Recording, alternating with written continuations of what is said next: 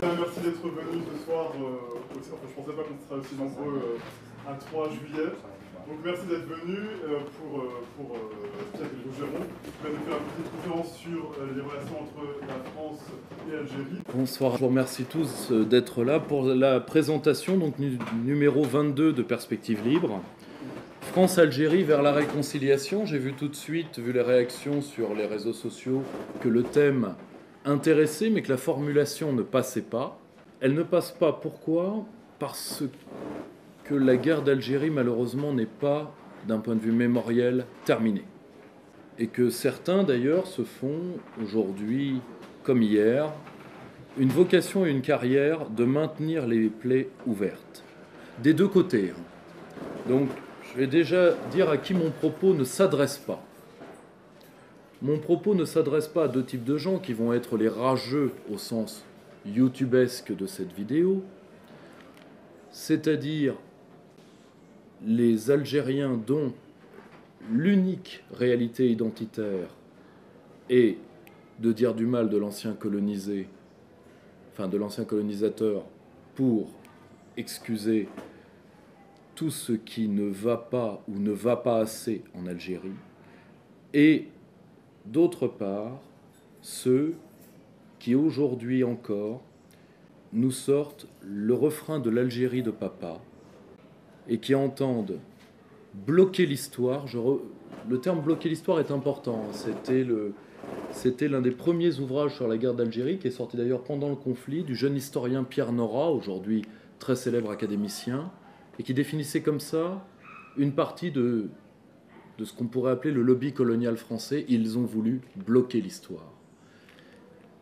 Eh bien, les descendants de ce qu'on doit appeler un lobby colonial entendent aujourd'hui maintenir le conflit. Je ne dis pas maintenir la mémoire des Français d'Algérie ou des Européens d'Algérie, selon les terminaisons que vous voudrez. C'est pas ça le problème. C'est de privatiser la mémoire des Français d'Algérie au nom de la mémoire des ultras et de demander des comptes à la France.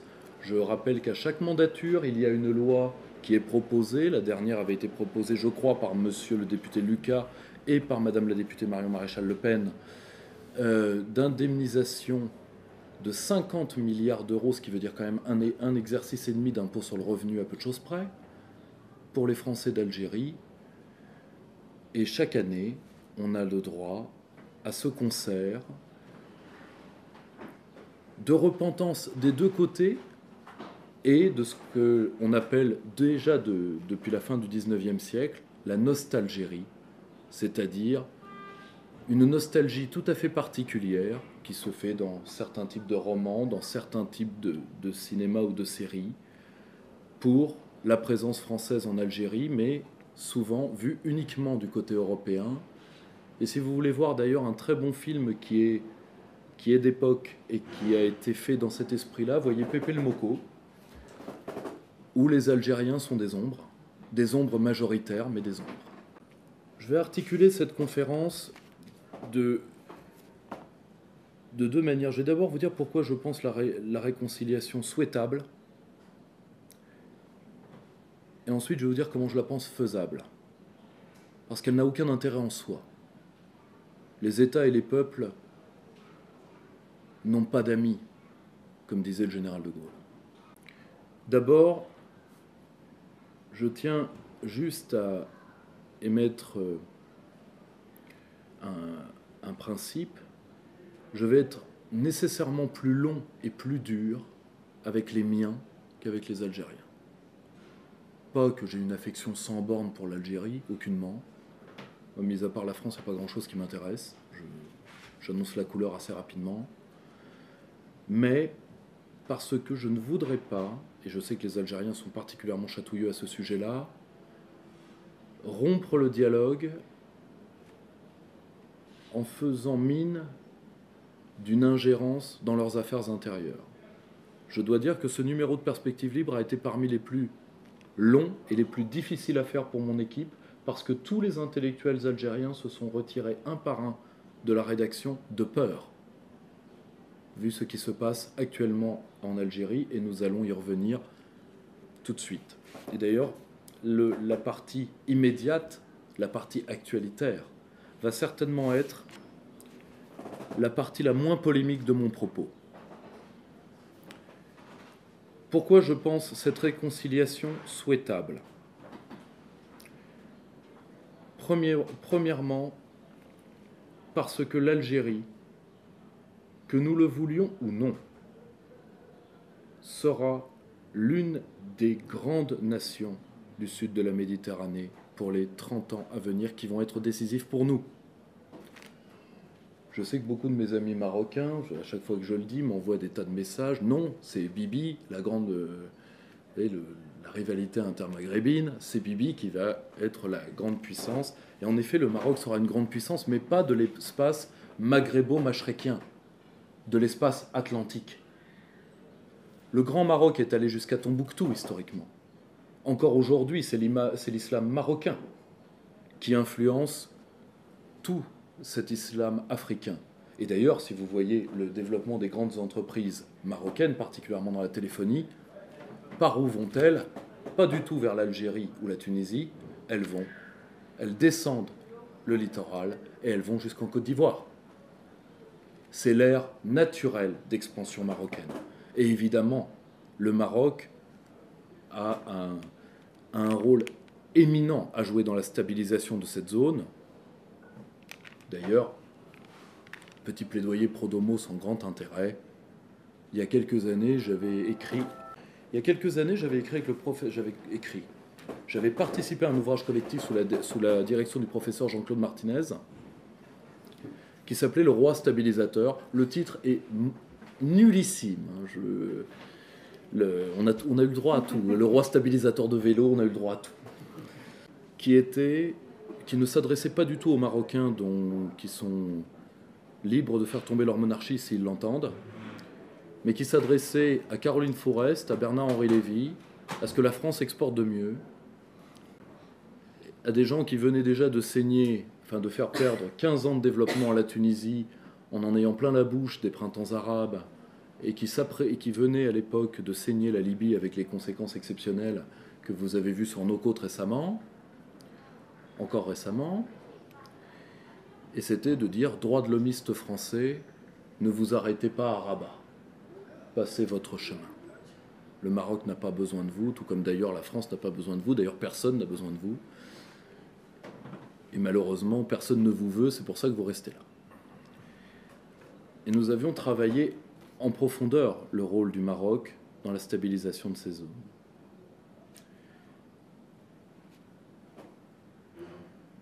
Il faut une puissance maghrébine au sens plein du terme. Ça ne peut être que l'Algérie. La Tunisie n'a pas les moyens militaires de le faire, n'en a pas la volonté. La Tunisie est confrontée à deux choses, c'est-à-dire elle qui était la nation la plus avancée économiquement de la côte, est aujourd'hui face à une perte sèche due entre autres à la mauvaise gestion de Narda, donc frère musulman tunisien. Elle n'a pas la volonté, elle n'a pas la masse critique. La Libye, même si le général Haftar, allié au fils Kadhafi, peut tout à fait refermer ou tenter de refermer les plaies que nous avons ouvertes, je tiens à le dire, et nous l'avons abondamment documenté dans Perspective Libre grâce à mes brillants amis Clément Nguyen et dans un autre registre, vu qu'il a fait un ouvrage, à mon avis, majeur sur la question Patrick Mbeko, que nous avons fait lors d'une opération qui a été décidée non pas par Nicolas Sarkozy, mais par Hillary Clinton. Les fameuses attaques Stay Behind, où les Français furent les tirailleurs sénégalais de l'Empire américain déclinant. C'était la grande tactique d'ailleurs de ce grand démocrate qu'était Barack Obama. La Libye est out, certainement pour encore des années. Quant à l'Égypte qui aurait la puissance d'être un État, disons, africain et oriental à la fois, et en même temps une grande puissance sunnite, l'Égypte est aujourd'hui un État affaibli, dominé alimentairement, Les États-Unis livrent encore 3 millions à peu près de tonnes de blé par an.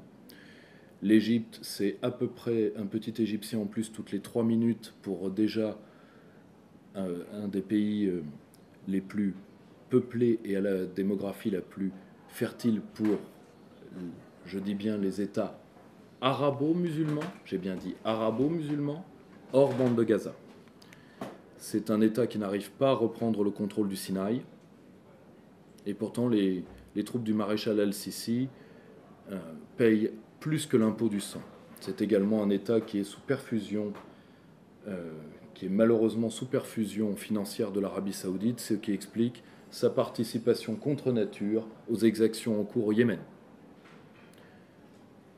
Donc dans cette Méditerranée dévastée, eh bien malheureusement, comme disait le général de Gaulle, il n'y a de politique que celle des réalités. Qu'est-ce qui reste? L'Algérie. Alors vous me dites, stabiliser la Méditerranée, oui, mais pourquoi faire? Eh bien là, je vais faire presque même de l'identitarisme bête et méchant. Mais je pense que l'argument va quand même trouver son chemin. L'ère maghrébo-machréquienne est, disons, quasiment arrivée à la fin de sa transition démographique. Il y a une légère remontée algérienne récente, mais il n'y a pas de quoi fouetter un chat. Par contre, l'Afrique subsaharienne va doubler sa population en un peu moins de 40 ans, selon la plupart des scénarios. Mais néanmoins, il n'y a aucun scénario démographique à moins de 400 ou 500 millions de gens de plus. La moyenne des scénarios nous donne 1 milliard d'habitants supplémentaires. Or, que vont faire ces populations quand les villes africaines du littoral, qui sont de véritables chancres non productifs non pas parce que les Africains ne le veulent pas, mais parce que nous avons souhaité, et l'Union européenne a un rôle détestable là-dedans à travers les accords de Cotonou, nous avons souhaité que des États qui n'ont jamais eu d'accumulation primaire du capital fassent du libre-échange. Ce qui, au passage, n'est que la perpétuation de l'œuvre coloniale par des moyens plus intelligents.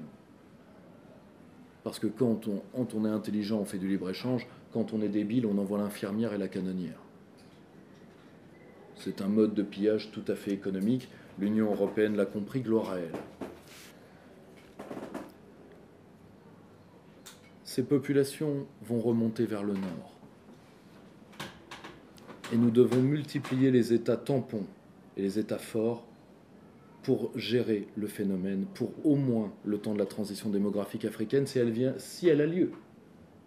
Là, à l'instant T, les démographes s'écharpent. Un État comme le Nigeria va atteindre les 400 millions d'habitants à lui seul, avec une possible scission. Que feront ces populations et qui les arrêtera? Je vous signale d'ailleurs que nos ONG droits de l'homiste et sorosites, pour reprendre un terme charmant de nos amis d'Europe de l'Est, je n'ai rien contre ces gens-là. Hein. Vous savez, moi, les droits de l'homme, tout ça, c'est important pour moi. Si, je récite mon chapelet, je me mets mon patch tous les matins.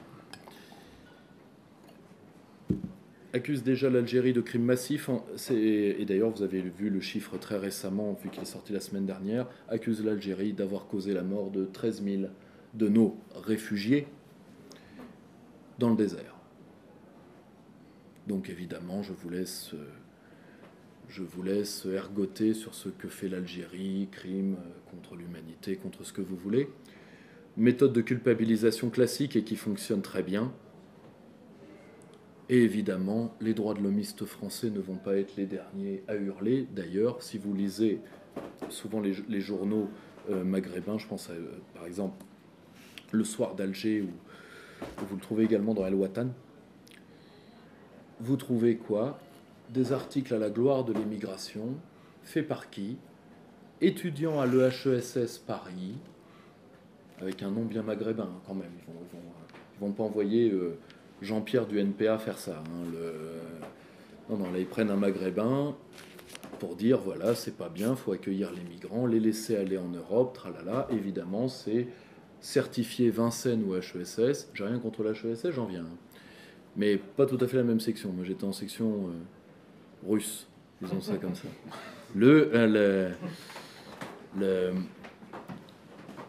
Donc, si vous voulez, l'entreprise de diabolisation de l'Algérie a déjà commencé. Et malheureusement, on garde l'information, les Algériens, qui sont tous sauf des humoristes, se défendent pas si bien que ça. Or, si le verrou algérien tombe, nous allons prendre les populations algériennes excédentaires, et nous aurons un couloir direct vers nos côtes. Et si Alger tombe, eh bien, c'est très simple. La prochaine barrière, c'est les quartiers, c'est Marseille, au choix. Alors, vous me direz, est-ce notre intérêt principal ? C'est notre intérêt primordial, mais ce n'est pas le seul. Nous avons aussi beaucoup d'autres choses à faire avec l'Algérie. J'en vois au minimum deux. Premièrement, je vois deux options positives et une option de défense absolue. L'option de défense absolue, outre le fait migratoire, c'est que l'Algérie est aujourd'hui l'un des récipiendaires principaux de l'influence turque. Alors, vous me direz, comment c'est possible ? Et surtout, l'influence turque est-elle dangereuse pour nous ? Beaucoup le savent par rapport à certains de mes interviews, certaines de mes interventions. J'ai très longtemps mis en garde mes collègues stratèges contre le fait à la fois de diaboliser le sultan et plus encore contre le fait de penser qu'il tomberait facilement. Je ne pense pas tout à fait avoir eu tort. Rappelez-vous le coup d'État que l'Occident a souhaité et qui a eu lieu et qui a lamentablement raté. Et qui a raté pourquoi ? Parce que les Spetsnaz sont venus protéger le sultan. Et Erdogan nous a fait comprendre ce jour-là qu'il était un grand leader politique parce que contre toute l'histoire turque, il s'est retourné dans les mains des Russes, faisant preuve d'une souplesse et d'une volonté de survie qui est hors d'atteinte de Jean-Claude Juncker. Erdogan n'est pas uniquement dangereux, dangereux entendons-nous bien. L'expansionnisme, disons, que le sultan entend faire en jouant de toutes ses cartes. La Turquie est un véritable exemple pour nous en termes de multipolarité. Qu'a fait Erdogan ? Erdogan, tout simplement, s'est interrogé qu'est-ce qu'être turc ? Être turc, c'est être européen, un peu. 3% du territoire turc est dans le continent européen. Mais être turc, c'est surtout être oriental, beaucoup. Être islamique, beaucoup. Être africain, contrairement à ce qu'on imagine, la Turquie a une grande politique africaine. Et c'est être turcophone. C'était le rôle de Davutoglu. Malheureusement, c'était l'aspect le plus ambitieux du projet du sultan et c'est celui qui a échoué parce que la Turquie s'est retrouvée en Asie centrale face à la Chine, la Russie et l'Angleterre. Un grand jeu comme la Turquie en a déjà connu. Ce faisant, Erdogan a fait une diplomatie tous azimuts. Nous ne pouvons que l'en féliciter. Il ne s'est pas enferré dans un hospice comme nous sommes en train de le faire avec l'Europe c'est bien, regardez ce couple sémillant que forment Angela Merkel et Emmanuel Macron. Couple d'un sex appeal que le monde entier nous envie. La Turquie n'a renoncé à aucune de ces sphères stratégiques. Mais aujourd'hui, Erdogan, parce qu'il veut conjurer des crises, et particulièrement des crises économiques intérieures qui se profilent, est pris d'une ivresse de puissance. Ce faisant, il utilise de plus en plus les diasporas. Il peut faire brûler une partie des villes allemandes s'il le veut, sans aucun problème. Et plus encore, il utilise l'arme culturelle pour pénétrer certains États arabo-berbères, pour, si vous voulez, faire reculer cette méfiance historique que les arabo-berbères ont de l'ancien colonisateur. Ça, je dis ça pour certains Algériens qui vont regarder cette vidéo. Oui, la France vous a colonisé, mais il est quand même, comme c'est encore le cas dans les programmes scolaires algériens, très difficile de dire que si le français fut colonisateur, ce qu'il a été, que le turc ne le fut pas. Quant à l'arabo ou la berbérophilie des Turcs, je ne mettrai pas mes parties ni vitales ni reproductives sur la question. Je le dis assez sincèrement. Et surtout, la Turquie profite du retrait du Golfe, et particulièrement du retrait de l'Arabie Saoudite, pour influer sur l'islam des pays européens et des pays du Maghreb. Ça marche particulièrement en Algérie. Il y a d'autres pays qui sont qui sont pris de manière très sérieuse. Je pense à la Belgique et je pense même à la France, où pourtant la communauté turque est réduite, mais où l'influence dans l'islam pratiquée en France de la Turquie se fait de plus en plus sentir. Pourquoi ? Parce que MBS, Mohamed Ben Salman, a fait reculer les pions de l'Arabie Saoudite pour complaire aux protecteurs américains. Disant, voyez, nous sommes devenus fréquentables. Maintenant, nous ne bâchons plus que les roues des vélos. Nous avons même maintenant une rappeuse, vous l'avez certainement vu, saoudienne, qui est devenue une des égéries du royaume. Qu'est-ce qu'on ne ferait pas pour rentrer dans le rang ? À une condition, protégez-nous de la menace iranienne. La Turquie, voyant des places à prendre, elle avance ses pions. Dans la réislamisation qui est en cours de la société algérienne, c'est un fait qui devrait nous faire frémir. Car d'un point de vue sécuritaire, ce qui brûle à Alger se consume dans les quartiers nord d'une bonne partie de nos cités. Ça, c'est le point de défense absolue. 2 points positifs. L'Algérie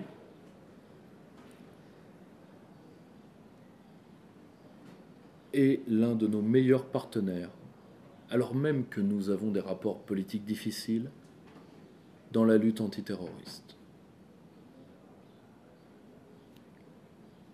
Nous dépensons des sommes colossales. Je rappelle que le centre d'études francophones de notre ami Lies Zaoué vient de rendre un rapport qui fait état que nous délaissons les pays francophones et qu'aujourd'hui l'aide au développement de la France, l'un des pays qui en reçoit le plus, c'est la Pologne. Autrement dit, au lieu de payer des gardes frontières algériens qui vont arrêter les convois du nouvel esclavage, nous payons des gardes frontières estoniens qui rêvent de provoquer la Russie et de faire jouer l'article 5 de l'OTAN.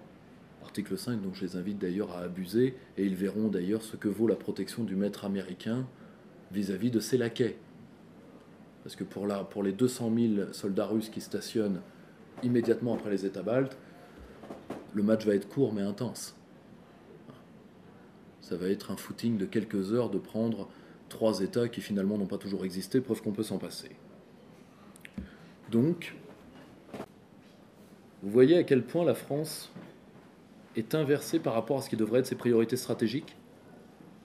Nous préférons payer des zones de tension avec un grand voisin qui ne nous est pas hostile, qui est la Russie poutinienne, plutôt que de commencer à nous prémunir contre le flux de population qui va arriver et qui fera passer les migrations actuelles sincèrement pour de la plaisanterie.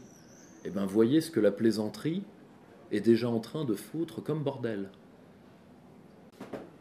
Et pourtant, malgré toutes ces contraintes, l'Algérie nous a livré plus de terroristes islamistes que toutes les agences de coopération européennes que nous avons créées qui, vu l'argent qu'elles dépensent, seraient pourtant incapables d'attraper une mouche noyée dans un bol de lait. Alors que les services algériens ont démontré leur efficacité. Il est vrai que leurs méthodes sont peu orthodoxes. Oui, rigolez pas, le terme droit de l'homme en arabe se traduit très modérément. Tout ça, c'est de la linguistique. Il faut jouer sur les mots, disaient les conseillers d'Emmanuel Macron. Je dirais même que l'Algérie est en avance par rapport à nous. Il y a un peu plus de 2 ans, a eu lieu un grand symposium antiterroriste à Alger, réunissant, contrairement à ce que nous faisons, c'est-à-dire que nous réunissons les sachants, nous réunissons l'Occident, nous réunissons l'hospice. L'Algérie a fait un symposium très large avec les pays en développement, où d'ailleurs les pays occidentaux furent mis en accusation, non par haine ou ressentiment, mais parce que nos représentants se sont vus pour la première fois officiellement demander les raisons de leur soutien au wahhabisme. Alors nos diplomates ont fait ce qu'ils savent faire le mieux, c'est-à-dire qu'ils ont fait perdurer les carreaux fêlés. Et ont refusé de répondre. Mon ami Richard Labévière, qui était le représentant d'Africasie lors de ce sommet, avait titré un article que vous pourrez toujours trouver sur Internet, que je vous conseille, qui s'appelle L'Esprit d'Alger, et qui montre que l'Algérie, parce qu'elle est issue d'une tradition de diplomatie multipolaire et indépendante, qui fut peut-être l'une des seules choses qu'a réussi le FLN dans les années 70 et 80, a beaucoup à nous réapprendre en termes d'indépendance diplomatique. Deuxième chose, l'Algérie va nous donner, peut nous donner, parce qu'elle peut aussi totalement s'effondrer. Si c'est le cas, nous aurons à le pleurer. Je vous le dis tout de suite parce que je vous annonce, je n'ai pas besoin de trop vous annoncer qui va payer les pots cassés. Si on en croit les chiffres du trésor algérien lui-même, l'Algérie est dépendante financièrement des exportations d'hydrocarbures entre 95 et 97% en termes financiers, c'est-à-dire en termes de ses rentrées par rapport à l'extérieur. Nous avons dépassé le stade du syndrome hollandais. Toutefois, cet état de fait ne serait rien si les quantités extraites du sol algérien n'étaient pas, et ça malheureusement l'Algérie le reconnaît officiellement, en train de baisser à une vitesse vertigineuse. C'est-à-dire que l'Algérie, à la fois, est dépendante des hydrocarbures, mais surtout, mais également, elle en trouve de moins en moins sur son sol. Là, ça va poser problème. Et c'est là où une part d'intelligence française, s'il en reste encore, peut être utile.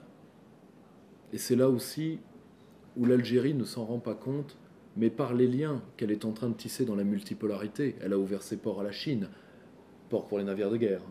Elle a ouvert ses ports à la Russie. Peut-être que c'est ça qui va la sauver, je m'explique.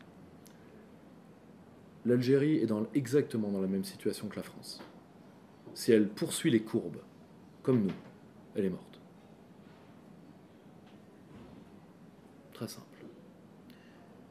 Mais l'Algérie peut devenir un nouvel exemple d'État développeur. L'Algérie a par exemple de très bons rapports avec la Corée dont elle pourrait apprendre beaucoup. Alors l'État développeur, même s'il fut incarné en majesté en Asie et particulièrement en Corée, à la base c'est un concept français, qui a d'ailleurs très bien marché chez nous. Mis à part qu'on était un tout petit peu plus soft, un tout petit peu plus cool, c'était nous le système de planification. Or, l'Algérie va avoir tout à refaire, à commencer par une transition énergétique majeure. C'est autant d'opportunités. Ceci est peut-être optimiste. J'ai jamais dit que ce serait ça et facile. Je dis juste que si ça n'a pas lieu, eh bien nous aurons un couloir migratoire qui débouchera directement dans Marseille. Toutes mes condoléances. Et un couloir migratoire comme nous n'en avons jamais connu. Donc, si vous voulez, je reprends un des thèmes qui a été le mien quand nous avons publié un numéro de Perspective Libre qui m'a été presque autant reproché que celui-là le sera, qui portait sur la notion de stasis, sur la notion de guerre civile en Grèce antique.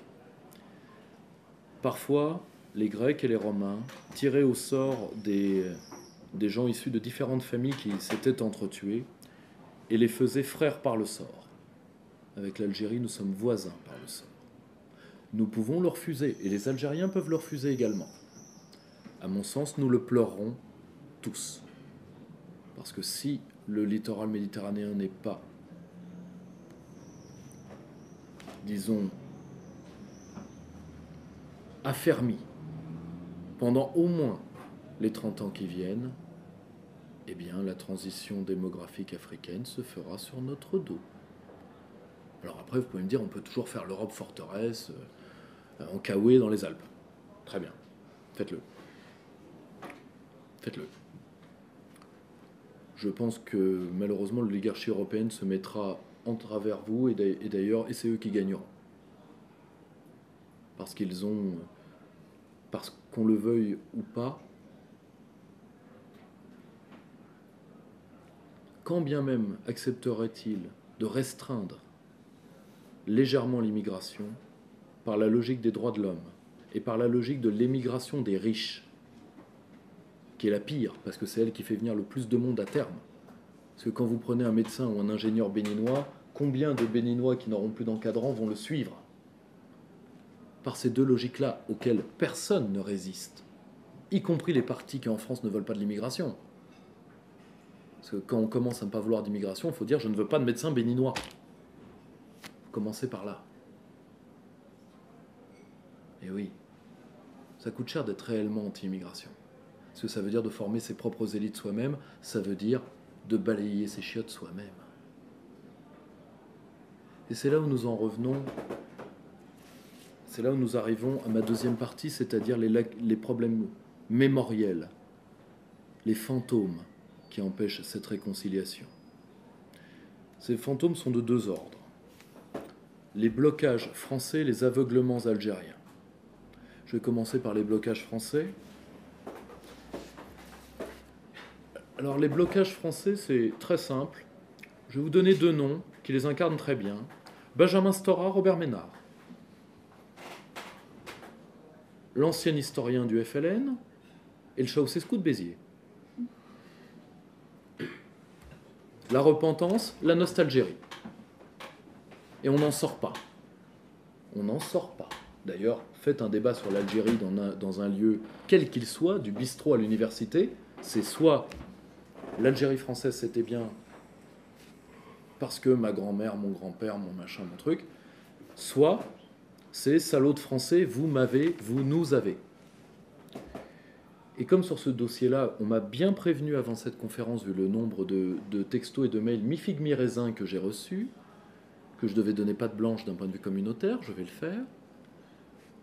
La seule mémoire que j'ai de l'Algérie, que je peux vous faire passer de l'Algérie,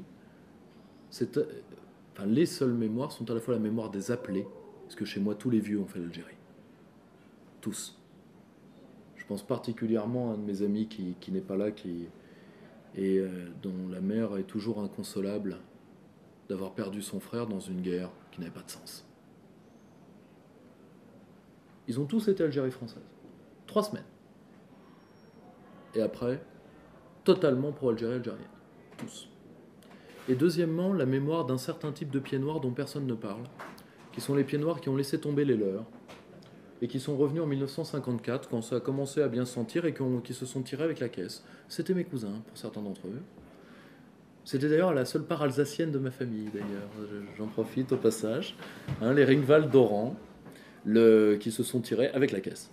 Et mes cousins, ils sont des gens exceptionnels, adorables, mais qui étaient soumis à ce que Georges Ballandier appelle à raison la situation coloniale. Et c'est pour ça qu'il faut éviter la repentance coûte que coûte. Parce que nul n'a humilié des fils pour les fautes supposées des pères. Et je dis bien fautes supposées. Mais quand j'entends aujourd'hui dans nos propres rangs, alors que nous sommes lourdement colonisés, et là je reprends les termes de Nicolas Dupont-Aignan, dans cette émission hautement culturelle, chez Ruquier, vous l'avez vu face aux employés de Bernard-Henri Lévy et à ce monsieur Benguigui dont j'ai appris l'existence ce jour-là, ça m'a fait plaisir d'ailleurs. Je reprends les termes de Nicolas Dupont-Aignan, nous sommes économiquement colonisés par les États-Unis et la Chine, c'est surtout les États-Unis, mais il faut bien faire à bonne mesure. Colonisés politiquement par Bruxelles et par Berlin, il a osé le dire, et colonisés migratoirement. Et alors que nous le subissons, de plus en plus des nôtres commencent à dire, vous savez, les colonies, c'était vachement bien.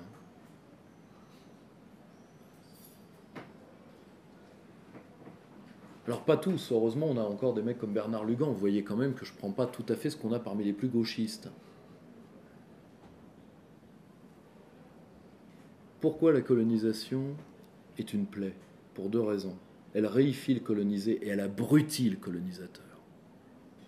Parce que quand vous n'êtes plus capable du développement, et le développement c'est endogène, toujours.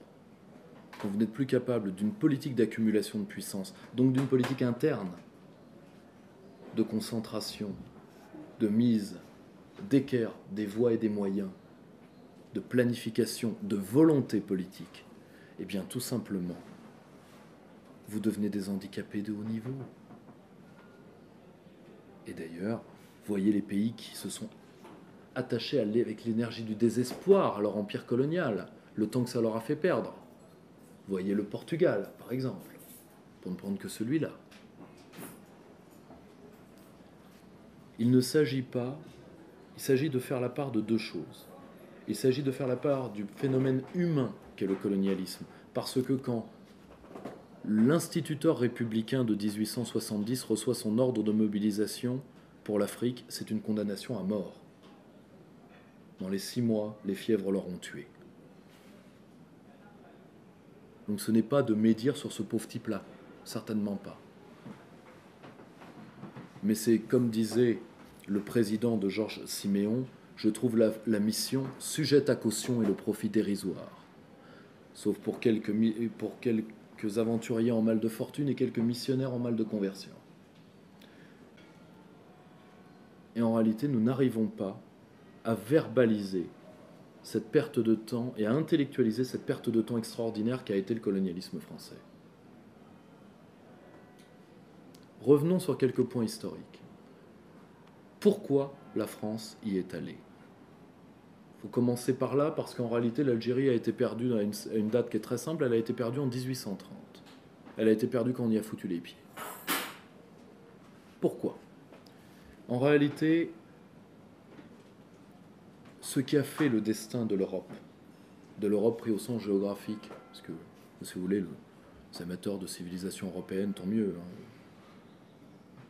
Moi, je peux malheureusement pas en être. La proximité du Rhin me donne des bouts de temps.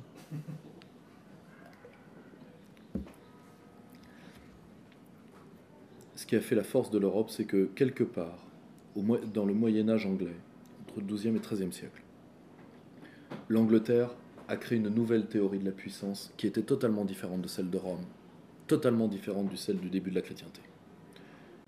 Ça, c'est encore un continent de l'histoire des idées entièrement à découvrir, c'est-à-dire comment ce peuple a eu ce coup de génie de créer des comptoirs et de ne pas vouloir prendre les terres, de mettre des comptoirs aux 4 coins des mers et de prendre le monde. Et en réalité, c'est ça la force de l'Angleterre. Et ça a culminé avec l'Angleterre la plus forte, qui est l'Angleterre de quelle époque, à votre avis ? L'Angleterre élisabéthienne. L'Angleterre victorienne est déjà décadente. C'est une belle décadence, c'est une décadence non hanounesque.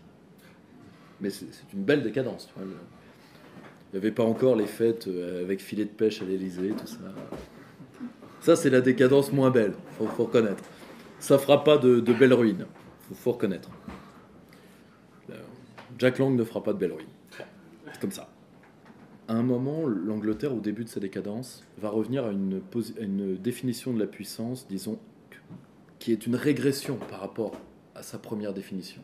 C'est-à-dire, elle va bouffer de la terre, donc bouffer du caillou. Et bien nous, qu'est-ce qu'on va faire ? On va imiter. Et tous les Européens vont tenter de faire chacun son caillou. Bon, moralité zéro. Il n'y a pas d'empire colonial européen bénéficiaire. Tous les États se sont ruinés à différents degrés, et particulièrement la France. Je vous rappelle que quand le général de Gaulle arrive en 1958, l'Algérie, à elle seule, représente 20% du budget de l'État. La France est plus que dans une banqueroute. Et dont d'ailleurs la plupart ne sont pas les faits de guerre, mais les faits d'administration. Ce qui va avant tout motiver d'ailleurs la décision du général de Gaulle, c'est que le général de Gaulle, lui, a une vraie pensée de la puissance. Il sait que la puissance, c'est endogène.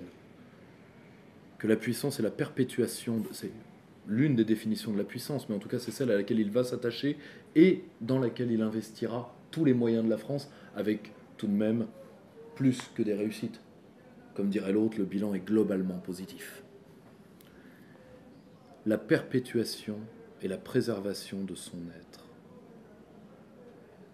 Comme disait Maurice Thorez, nous mangerons notre pain noir, mais ce sera notre pain. Et comme disait d'ailleurs le général de Gaulle pour y répondre, nous trinquons avec un petit verre peut-être, mais c'est notre verre.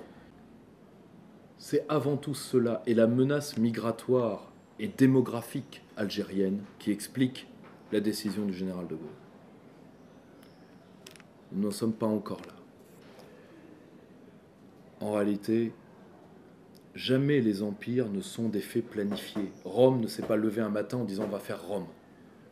Rome a fait conquête après conquête, s'est retrouvé avec une masse de territoires et a dit je vais les administrer de manière différente que le regnum, le royaume romain. D'ailleurs, l'une des causes de la force de Rome, c'est cette ambiguïté entre la Rome, l'URSS, qui est encore un royaume, et les terres des gouverneurs militaires, donc les terres de l'impérium. La France a fait pareil, elle a pris des terres, alors que l'Algérie, sincèrement, nous avions des rapports avec l'Algérie depuis l'époque de la Sublime Porte. N'oubliez pas que nos liens avec le sultan faisaient que la France était en dehors des sphères de l'esclavage, relativement. Il y a quand même eu 8000 captifs français. Mais par rapport à ce que les Corses, les Italiens et les Espagnols ont pris, c'est pas grand-chose. Et surtout, nous avions le monopole de la joaillerie par la prise du corail. Et oui, qui servait à faire les bijoux et les chapelets à l'époque. Bah oui, fille aînée de l'église peut-être, mais on ne va pas se déshériter pour autant. Nous avions des rapports avec l'Algérie dès les années 1630. Ce qui nous a forcés à y aller, c'est à la fois la force des barbaresques, qui n'a pas éveillé que notre volonté d'attaque. L'Espagne a voulu prendre l'Algérie, l'Italie a voulu prendre l'Algérie, l'Angleterre a voulu, les États-Unis ont voulu mettre des colonies militaires.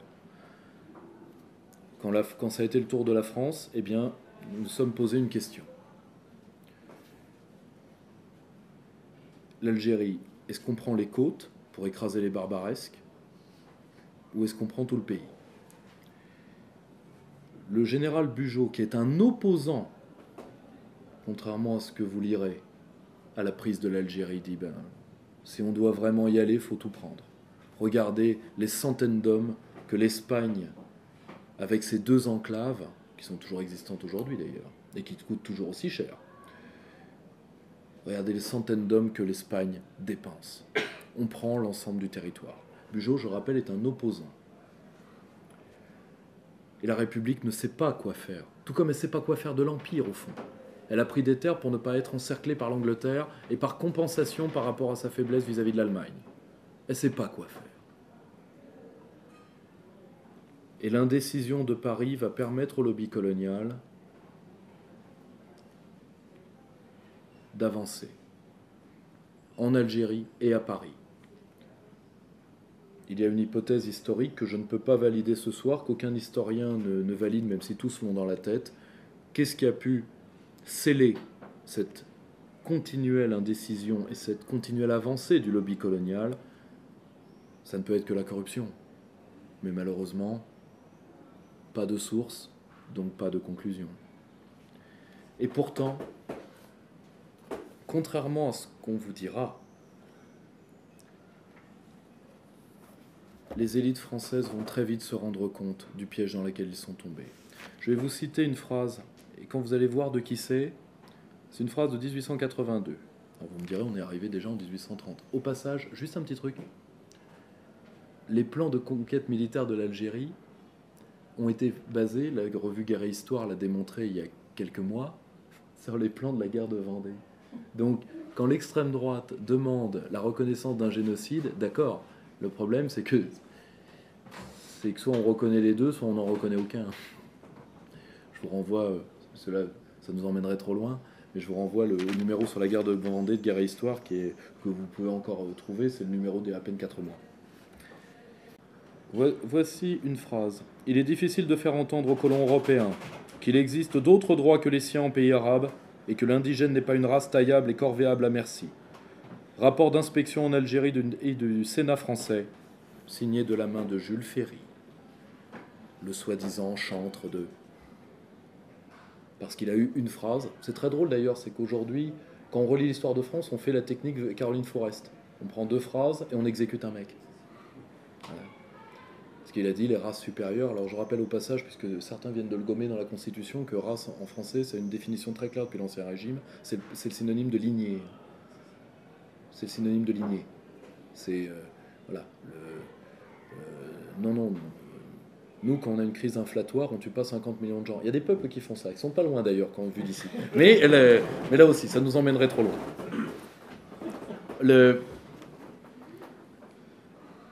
Les élites françaises, et particulièrement les militaires, nous avons des rapports des années déjà 1860. Par exemple, le rapport du lieutenant Lagarde sur le fait que les deux populations sont déjà séparées et que la brutalité du lobby colonial fait que la France ne pourra pas rester. 1860. Pas la faute à De Gaulle, ça, parce que c'est facile toujours de charger. Comment cela s'explique ? Cela ne s'explique pas par évidemment une malénité des Français ou des Européens qui étaient en Algérie, une malénité ontologique, si vous voulez. C'est pas ça. Il faut revenir à la notion de balandière de situation coloniale. Ce qui avantage, ce n'est pas uniquement la richesse qui avantage le colonisateur, c'est que lui a un statut d'être entier. Et que même le colonisé qui a réussi, il y avait 10% d'Algériens qui étaient médecins, profession libérale, qui étaient l'interface avec les colons. Et bien même eux sont des inférieurs, par statut. C'est ça, la colonisation. Mohamed Harbi, historien du FLN, historien qui vient en France parce que le FLN a voulu le raccourcir à l'âge par le bas, enfin bon, peu importe. Mohamed Harbi disait bien, ce n'est pas un scénario à la sud-africaine parce qu'il n'y a jamais eu d'apartheid au sens strict, mais il n'y a jamais eu d'unité heureuse de l'Algérie de papa. Contrairement à toute la littérature, qui est une littérature de ressentiment, qui est une littérature de tristesse, qui est une littérature de compensation que les Pieds Noirs ont fait depuis qu'ils sont revenus. Mais ce n'est pas ça l'Algérie. Très sympathique cette participation à nos débats. Ça couine autant qu'un européiste devant un t-shirt Poutine, mais mis à part ça,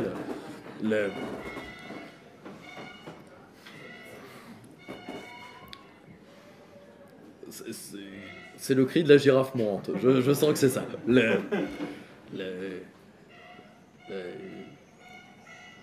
Si tu peux, parce que là, si tu veux, ça fait un peu comme Rachida Dati, ça fait un peu de bruit de plastique. Bon. Donc, pour en revenir, ce qui a fait la faiblesse de la République jusqu'à Clémenceau, c'est comme on ne savait pas quoi faire de l'Algérie, eh bien, à chaque remontrance, et il y en a eu des dizaines, Blum a tenté de faire le projet Blum-Violette, refusé par le camp colonial, qui était un projet très timide, de donner 2 ou 3 droits à peine aux indigènes. Les réponses sont toujours les mêmes. 1, nous on connaît les Arabes. 2, nous sommes la civilisation face au fanatisme islamique. Déjà. Donc content, pas content, vous arrosez l'argent, vous envoyez les troupes. Content, pas content. Le premier qui leur résiste, c'est Clémenceau. Dans l'immédiate après-guerre, ils vont même réussir à déboulonner le général Catroux. Je sais pas, vous voyez tous qui est le général Catroux ? Ça va me permettre aussi de saigner un autre mythe d'extrême droite, au passage. Le général Catroux est l'officier le plus gradé de la France libre. Le général de Gaulle voudra d'ailleurs lui remettre le commandement au nom de la hiérarchie militaire. Et Catroux lui dira « C'est moi qui suis venu à vous et non l'inverse, donc je me mets sous vos ordres ». C'est pour ça qu'il n'y a jamais eu d'usurpation du titre de général dans le général de Gaulle. Mais bon, vous savez, de toute façon, de Gaulle est un extraordinaire révélateur de la machine à fantasmes qu'est l'extrême droite et l'extrême gauche française. Donc c'est pour ça que je vous conseille de vous plonger dans l'histoire des antigaullismes, parce que c'est un très joli passage en psychiatrie.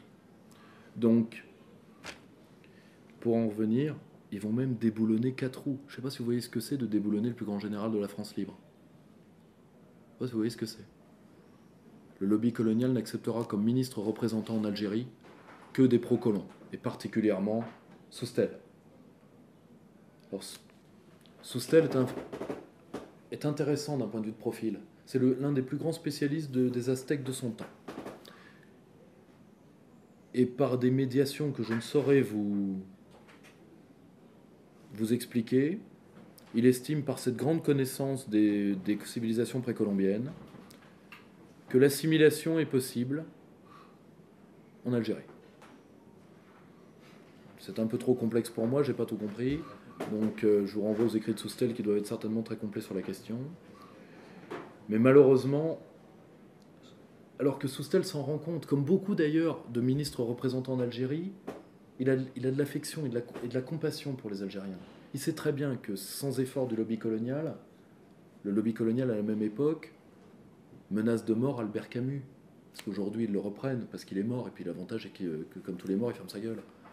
Mais ils l'ont menacé de mort parce que Camus publie une lettre ouverte où il demande, juste avant la guerre d'Algérie, où il demande que les meilleurs des deux communautés se rencontrent. Et donc il a des manifs qui appellent à ça une élimination physique. Albert Camus, hein. Entre la justice et ma mère, je préférerais ma mère. Qui est aujourd'hui porté comme le chantre de l'Algérie française. Alors que la seule chose que ce pauvre homme a eu contre lui, c'est de mourir d'un accident de voiture. Et de laisser d'autres de ne pas laisser de descendance, ou du moins pas une descendance très vociférante, pour reprendre ses droits et parler à sa place. Comme vous le savez, il y a eu, au défilé de 1945, commence Sétif. Évidemment, les nationalistes algériens diront 40 000 morts, il y en a moins de la moitié, mais peu importe. Mais Sétif est intéressant parce que ça vous explique comment cette guerre va pourrir. Il faut que vous compreniez que le lobby colonial a une obsession, comme tout lobby colonial, c'est d'être inférieur numériquement. Il va donc faire voter des lois par la République, le décret Crémieux que vous connaissez, mais le décret Babit que vous connaissez moins, qui est l'équivalent du décret Crémieux pour les Européens d'Algérie. C'est-à-dire qu'ils ont deux droits, les Espagnols particulièrement, la nationalité française, pour faire nombre face aux Algériens. Néanmoins, jamais le rapport entre Algériens et colons ne sera inférieur de 1 pour 5 et va monter jusqu'à 1 pour 8, 1 pour 11. L'homme qui va mater Sétif le dira d'ailleurs publiquement, je vous ai accordé 10 ans de paix, à vous de la faire. Et pendant 10 ans, dans la presse française, vous aurez par exemple des écrits d'un philosophe oublié aujourd'hui, mais qui était un homme intéressant, Jean-Marie Domnac, ancien résistant, qui vont annoncer le conflit. L'Algérie arrive, l'Algérie arrive.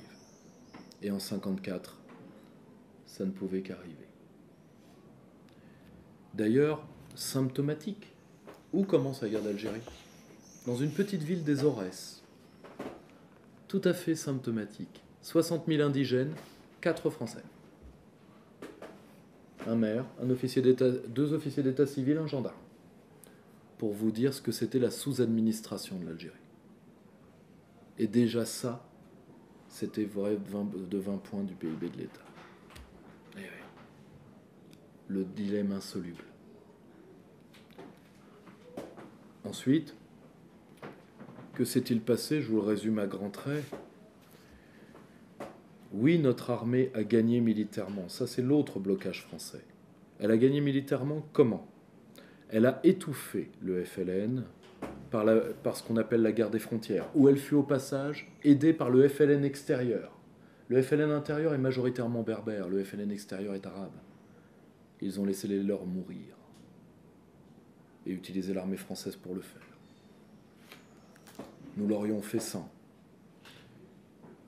Ça a servi au FLN, d'ailleurs à la seconde où l'Algérie fut indépendante, les dernières katibas intérieures ont été laminées par le FLN extérieur, revenant de Tunisie et du Maroc, en vainqueur. Nous avons asphyxié le FLN et d'un point de vue et notre école de la contre-insurrection, donc Trinquier, tous ces auteurs-là, oui, nous avons gagné cette guerre. Mais la guerre est-elle juste un fait mécanique? La guerre est un fait politique.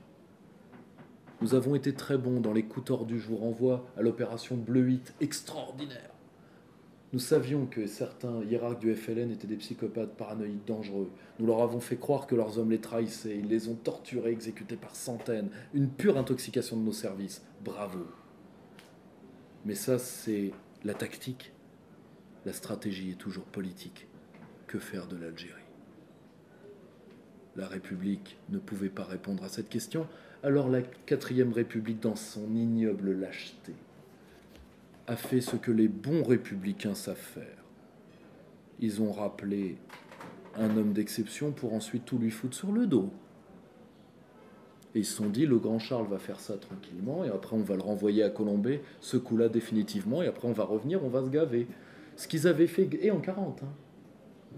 On va laisser la résistance faire, et nous on va revenir. Et d'ailleurs ils sont revenus, hein, avec des dossiers de résistance tous plus ou moins bidonnés. Hein, vous voyez la résistance de Valéry Giscard d'Estaing, extraordinaire. Alors celle d'Edmond Giscard d'Estaing est encore mieux. Parce que même Pierre Laval a dû l'empêcher de collaborer, pour vous dire le problème. Le dossier hors norme de François Mitterrand, bien avant qu'il se mette à importer cette mode du jogging dans les jardins de l'Observatoire, et la République a cru qu'elle allait faire le même coup, c'est-à-dire on va faire le même coup au Grand Charles, et il va se barrer comme il s'est barré en 47, et puis terminé.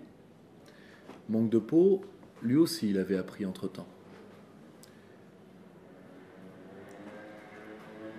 Alors vous me direz, De Gaulle sait-il que l'Algérie doit être algérienne quand il arrive? Certainement oui. D'ailleurs Jean Lacouture, qui n'est pas gaulliste à la base, contrairement à ce qu'on croit, le dit très bien. Il faut être bien naïf pour ne pas croire que l'homme du discours de Brazzaville croit encore aux colonies. En plus, il y a une part, là on va publier pas dans le prochain, peut-être pas dans le prochain, mais sur la francophonie, mais dans celui qui suit sur les routes de la soie, un grand article sur la période libanaise du général de Gaulle, qui est très peu connu. Et quand de Gaulle est face aux jeunes gens diplômés au Liban, il leur dit: vous serez la première génération d'indépendantistes. Il sait très bien que, parce qu'il a cette pensée de la puissance, il sait très bien que c'est fini d'accaparer des terres, de mettre des drapeaux dessus et de dire que c'est chez nous, ce qui n'était pas vrai. Ce qui n'était pas vrai. Ou alors, fallait faire les choses jusqu'au bout, il fallait faire ce que l'alliance ethnique germano-anglaise qui a pris les États-Unis ont fait pour que les États-Unis deviennent chez eux. C'est-à-dire une démarche génocidaire. Alors ça, si vous voulez, les Français, en termes de génocide, on est les plus mauvais au monde. Hein. On a multiplié la population algérienne par 5. Donc, on est vraiment les génocidaires les plus neuneux de l'histoire de l'humanité. Au passage, je sais que beaucoup d'Algériens ironisent sur les pertes du début de la conquête. Je rappelle que l'Algérie va connaître dans les années 1860, ainsi que toute l'Afrique du Nord, énormément de famines et d'épidémies de choléra. Et qu'en réalité, les pertes en Algérie sont tout à fait équivalentes à celles au Maroc, où l'armée française n'est pas, à ce moment-là. Donc, si vous voulez, nous ne savons toujours pas quoi faire. Eh bien, le général de Gaulle va déjà, comment dire, il va vouloir l'œil total sur la situation. Donc il va d'abord observer et essayer de négocier avec entre autres le lobby colonial pour voir est-ce que quelque chose est possible. C'est le sens de « je vous ai compris ». Parce que « je vous ai compris », tout le monde dit « ah, il nous a eu, il nous a trahis ». Est-ce que vous avez lu déjà le discours de « je vous ai compris » ? L'un de vous l'a lu ? Ça porte pas du tout sur l'Algérie française, ça porte sur le second collège.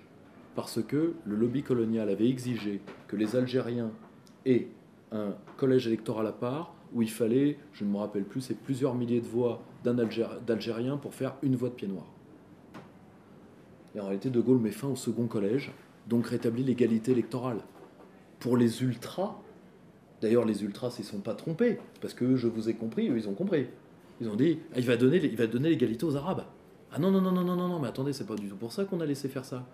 Parce que eux croyaient que De Gaulle allait matraquer les Arabes, et après, que les Francaouis allaient repartir, parce qu'il y a aussi beaucoup d'idéologues pieds noirs qui pensaient faire une république autonome pieds noirs, débarrassée de la France, il faut quand même le savoir.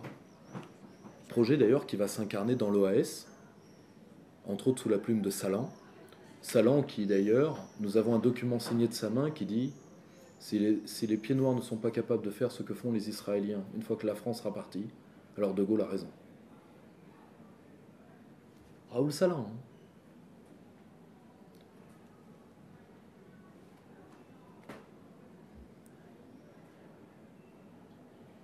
De Gaulle va d'abord contraindre le FLN à négocier en l'écrasant militairement. Et ensuite entrer dans la phase de négociation.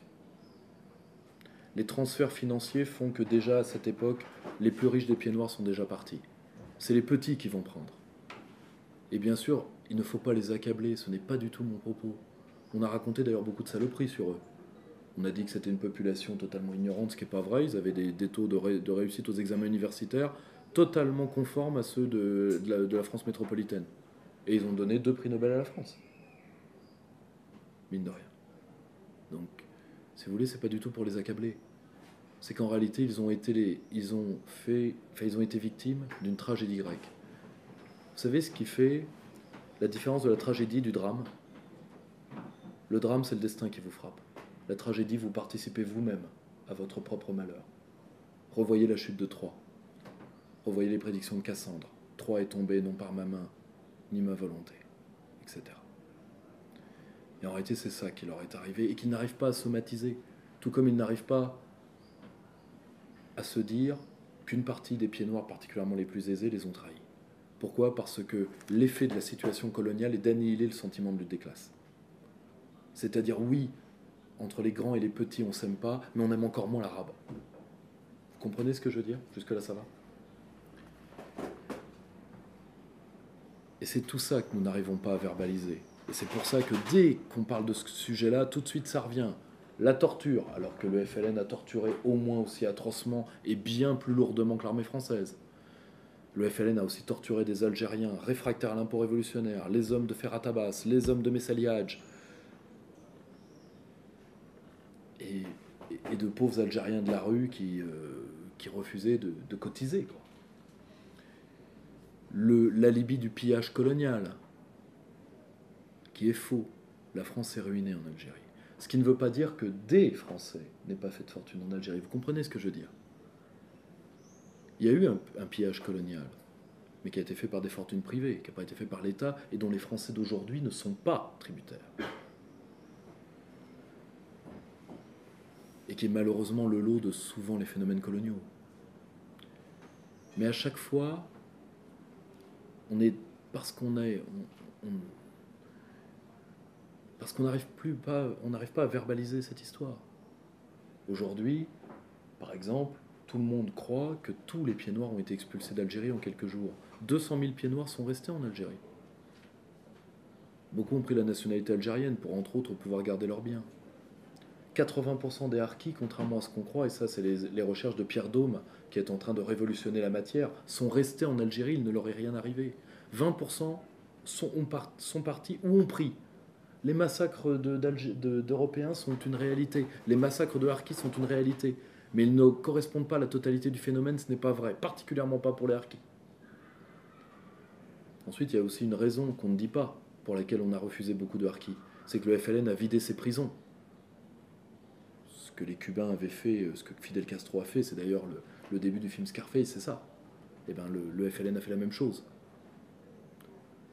Et le pire, c'est que le lobby colonial va juste avant, quand l'indépendance est certaine, va se radicaliser. C'est l'épopée parfois croquignolesque de l'OAS, c'est-à-dire une armée secrète faite de vendeurs d'anisette, excusez-moi. Si vous voulez, ou parfois où l'OAS d'Alger va tuer des hommes de l'OAS d'Oran pour des affaires de fric. C'est un parallèle du FLN. Roger Hollande, là encore, je ne prends pas les plus gauchistes, vous voyez. Popeye avait eu une bonne phrase, même si je pense qu'il fantasme beaucoup une partie de la guerre d'Algérie. Il avait dit le Viet Minh, c'était du boy scoutisme. Parce qu'il faut voir ce que c'est un patriote vietnamien. À Dien Bien Phu, vous aviez des gamins qui arrivaient avec des ceintures d'explosifs, qui se faisaient sauter dans nos barbelés, et son bataillon qui passait à travers ses boyaux pour attaquer nos forces. Ben ça, quand des hommes font ça, vous les admirez. Alors que souvent, l'armée française a arrêté des réfractaires du FLN qui s'étaient tirés avec la caisse de leur régiment et qui étaient condamnés à mort par le FLN. Vous voyez, c'est pas tout à fait la même classe. Et ce faisant, si vous voulez, l'OAS va commettre de terribles erreurs. C'est-à-dire qu'il va vouloir éliminer tous les points de contact entre les deux populations. Je mets de côté les attentats contre De Gaulle, qui étaient aussi une sombre bêtise. Mais bon, ça à la rigueur. Dans le désespoir, De Gaulle les a graciés, donc d'un côté pour moi c'est un dossier qui est fini. Mais ils ont, quand je vous dis, ils ont participé à leur propre malheur, je vais vous donner 2 exemples précis. Le Parti libéral algérien, qui lui voulait, dans la lignée de Ferhat Abbas, qui est un groupe différent, Ferhat Abbas. Je vais vous le prouver tout de suite en vous lisant une citation que je trouve quand même assez extraordinaire d'Abbas. « Si j'avais découvert la nation algérienne, je serais nationaliste et je n'en rougirais pas comme d'un crime. Les hommes morts pour l'idéal patriotique sont journellement honorés et respectés. Ma vie ne vaut pas plus que la leur, et cependant je ne mourrai pas pour la patrie algérienne, parce que cette patrie n'existe pas, je ne l'ai pas découverte, j'ai interrogé les vivants et les morts, j'ai visité les cimetières, personne ne m'en a parlé, on ne bâtit pas sur du vent. » Ferhat Abbas. Alors certes, d'avant-guerre, mais lui voulait faire quelque chose avec les pieds noirs. Et le Parti libéral algérien le voulait également. L'OAS a tué tous les membres du Parti libéral algérien. Tous les membres qui comptaient. De même, ils ont décrété les journées. Alors vous aviez ce qu'on appelait les plastiquages du mercredi, donc ça c'était les bombes. Mais vous aviez les journées, par exemple la journée anti-Fatma, où les tueurs de l'OAS ont arpenté les villes, particulièrement à Alger, à Oran, là où les Européens d'Algérie vont morfler quelques mois plus tard, et ils vont exécuter toutes les femmes de ménage. Ils ont exécuté les facteurs, les serruriers, c'est-à-dire tous ceux qui faisaient les go-between entre les deux populations. Près de 2000 tués. Comment vous vouliez penser qu'il n'y aurait pas de match retour dans un FLN qui était déjà traversé par des courants entiers qui voulaient l'épuration des pieds noirs? Parce qu'il y a eu une volonté d'une partie du FLN, mais elle n'était pas totale au début de la guerre. Or malheureusement, la guerre a permis aux violents du FLN d'égorger les autres. Au passage, c'est exactement la même chose qu'a fait Bachar el-Assad. Il avait une opposition simili-démocratique, mais majoritairement il avait des violents, il a laissé les violents tuer les démocrates, et il a dit maintenant voyez ce que vous me mettez dans les pattes. C'est une stratégie. Donc si vous voulez, De Gaulle n'avait pas beaucoup de choix, il fallait couper, une ablation de tumeur ne se fait pas à moitié, donc il a coupé dans le vif. Ça ne veut pas dire que la France n'ait pas de responsabilité. Elle l'a vis-à-vis des harkis, elle l'a vis-à-vis de ceux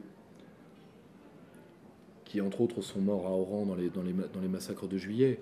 Ensuite, ils sont morts des mains d'un État algérien qui avait signé les accords d'Évian comme quoi ils allaient les protéger, mais qu'aurait dû faire l'armée française? Retourner en guerre. Vous voyez? C'était déjà terminé. Ça, ce sont tous les blocages français. Vous avez également les fantômes algériens. Vous en avez 2 principaux. Premièrement, l'Algérie refuse de se regarder telle qu'elle est. Il est stupide de dire la France a fondé l'Algérie, comme le disent beaucoup. Est-ce que vous comprenez que c'est ignoble de dire ça à quelqu'un? C'est comme si on disait, vous, Anglais, d'ailleurs, en plus, ce ne serait pas vrai, vu que nous, notre sentiment national préexiste à la guerre de 100 ans. Mais c'est comme de dire, vous, Anglais, vous nous avez, en nous tapant dessus, vous nous avez fondés. Vous comprenez le caractère d'hémiplégie morale que ça demande? En réalité, nous avons révélé l'Algérie à elle-même. Pourquoi? Pourquoi l'Algérie n'était pas un État national quand nous sommes arrivés? Contrairement à la Tunisie, qui était un État pré-national, et contrairement au Maroc, qui lui était déjà un vieux royaume. Parce que, Bernard Lugan l'explique très bien, les centres décisionnels et culturels algériens sont happés géographiquement par soit la Tunisie, soit le Maroc.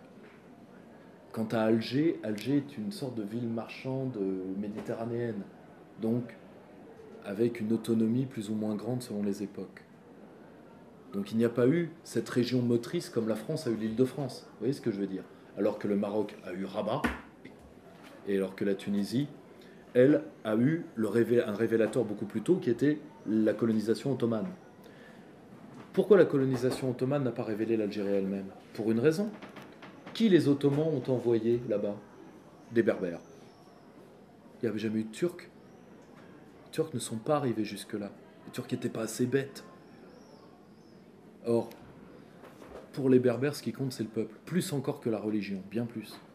La preuve, ils se sont déjà convertis à différentes chapelles de l'islam pour pouvoir être le fer de lance de révolte nationaliste. Chapelles musulmanes qu'ils ont laissé tomber aussitôt les révoltes faites. Donc, si vous voulez, l'Algérie, en niant la berbérité, jusqu'en 2002, la langue berbère était très combattue par le pouvoir algérien, elle nie son histoire profonde. Histoire qui a éclos en partie à notre contact, mais qui était déjà présente, et bien présente.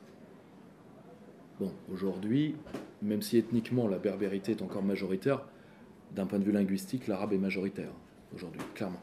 Vous avez encore à peu près 30 à 35% de berbérophones.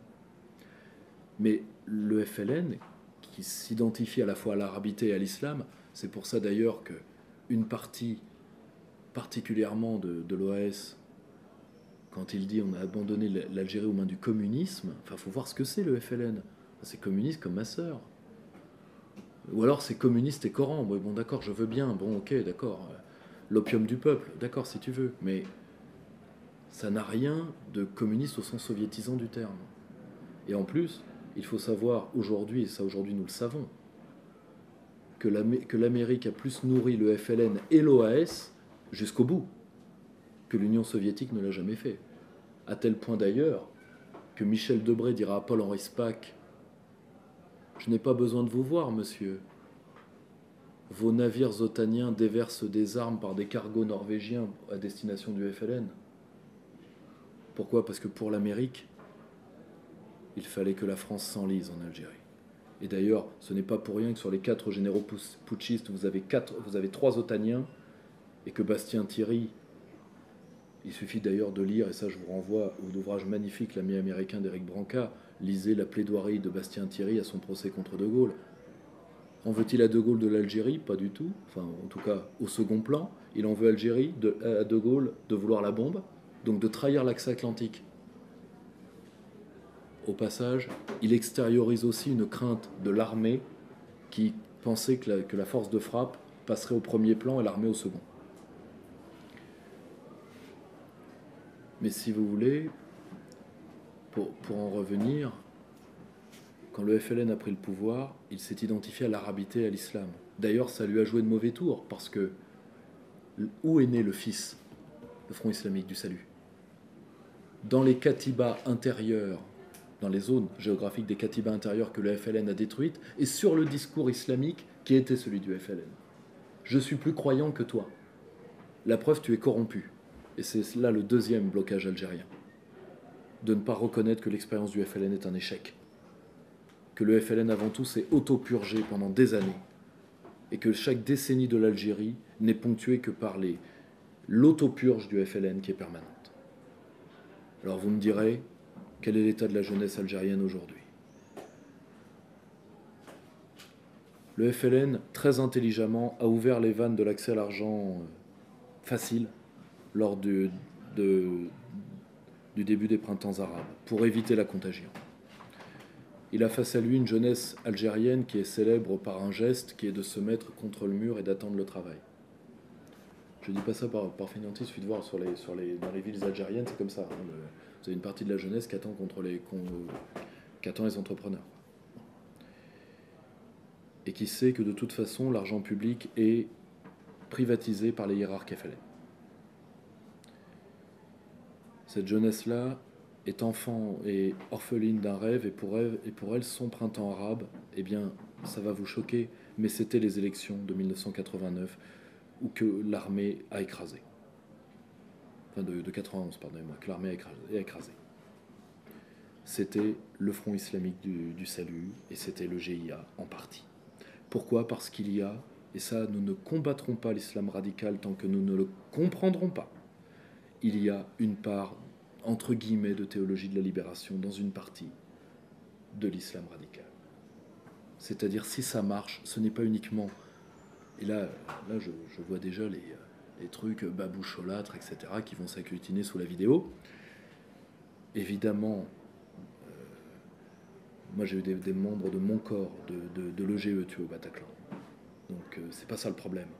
Le problème, c'est que tant qu'on ne comprendra pas que dans l'effondrement de la culture arabe, l'effondrement de la culture islamique et dans la crise, si vous voulez, de la spiritualité arabe, que l'islam radical est une voie de sortie pour beaucoup de jeunes. Tant qu'on n'aura pas compris ça, on n'arrivera pas à la faire reculer. C'est cette jeunesse-là, bon an, mal an, sur laquelle nous devons compter. Alors vous me direz, ça n'augure rien de bon, peut-être. Mais malheureusement, je crois que nous n'avons pas tout à fait le choix, justement parce que nous sommes frères par le sort. Et comme l'écrivait Mauriac, un homme extraordinaire vu qu'il a combattu la bourgeoisie française dont il était issu, entre autres sur le dossier algérien, l'empreinte d'un homme sur un autre est éternelle.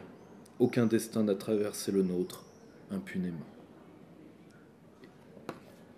Et qu'on le veuille ou non, notre destin ou celui de l'Algérie ne se sont pas traversés pour rien, et en tout cas, ce ne sera jamais fini. Je vous remercie.